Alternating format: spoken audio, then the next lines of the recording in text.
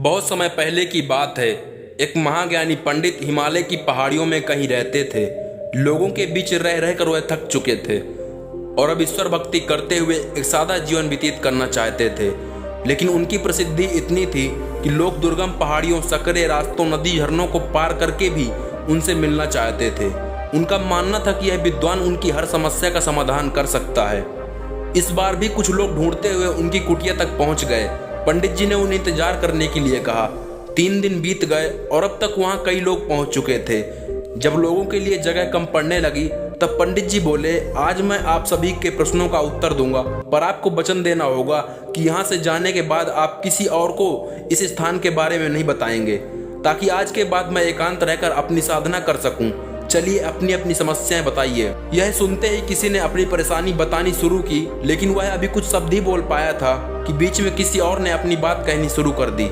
सभी जानते थे कि आज के बाद उन्हें कभी पंडित जी से बात करने का मौका नहीं मिलेगा, इसलिए वे सब जल्दी से जल्दी अपनी बात रखना चाहते थे।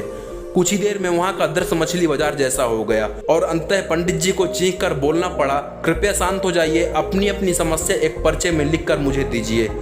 सभी ने अपनी अपनी समस्याएं लिखकर आगे बढ़ा दी। पंडित जी ने सारे पर्चे लिए और उन्हें एक टोकरी में डालकर मिला दिया और बोले, इस टोकरी को एक दूसरे को पास कीजिए। हर व्यक्ति एक पर्ची उठाएगा और उसे पढ़ेगा।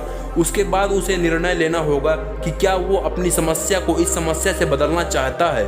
हर व्यक्ति एक पर्चा उठाता, उसे पढ़ता और सहम सा जाता। एक एक करके सभी ने पर्चियां देख ली, पर कोई भी अपनी समस्या के बदले किसी और की समस्या लेने को तैयार ही नहीं हुआ। सबका यही सोचना था कि उनकी अपनी समस्या चाहे कितनी ही बड़ी क्यों ना हो, बाकी लोगों की समस्या जितनी गंभीर नहीं है। 2 घंटे बाद सभी अपनी अपनी पर्ची हाथ में लिए लौटने लगे। वे खुश थे कि उनकी समस्या उतनी बड़ी भी नहीं है जितना कि वे सोचते थे। अर्थात इस कहानी का मतलब है, ऐसा कौन होगा जिसकी लाइफ में एक भी प्रॉब्लम्स नहीं होंगी। हम सभी के जीवन में कुछ न कुछ समस्याएं होती हैं। हमें इस बात को एक्सेप्ट करना चाहिए कि लाइफ है तो छोटी बड़ी समस्याएं आती ही रहेंगी। ऐसे में दुखी होकर उसी के बारे में सोचने से अच्छा है कि हम अपना ध्यान उसके निवारण में लगाएं, और अगर कोई सॉल्यूशन नहीं है तो अन्य प्रोडक्टिव चीज़ों पर फोकस करें। हमें लगता है कि सबसे बड़ी समस्या हमारी ही है, पर यकीन जानिए इस दुनिया में लोगों के पास इतनी बड़ी बड़ी प्रॉब्लम्स हैं कि हमारी तो उनके सामने कुछ भी नहीं है। इसलिए ईश्वर ने जो भी दिया है उसके लिए थैंकफुल रहिए और एक खुशहाल जीवन जीने का प्रयास कीजिए। Thanks for watching this video. If you like this video, don't forget to subscribe my YouTube channel and share this video with your friends and relatives. Thanks for watching.